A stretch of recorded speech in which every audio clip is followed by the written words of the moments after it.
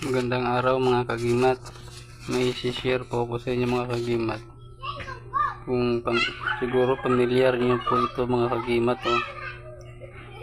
Yan. Kabal. Para po ito sa kabal. Siguro pamilyar. Pamilyar niyo na mga kagimat.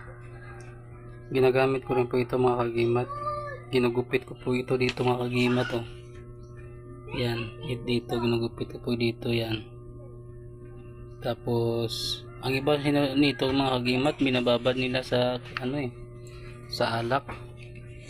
Sa akin, ang pamamaraan nila ginababad, pwede ito babad sa alak. Sa akin naman mga kagimat, ginagupit ko po ito at kinakargahan ko ng dasal. Pinukonsagrahan na binubuhay, binibinyagan at pinapalakas bago ko po ito kinakain ko po ito mga kagimat.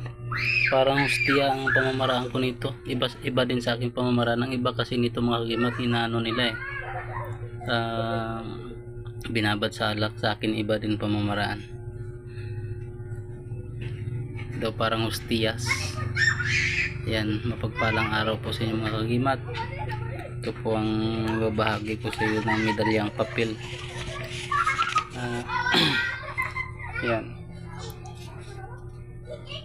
kabalat ko unat po ito mga kagimat.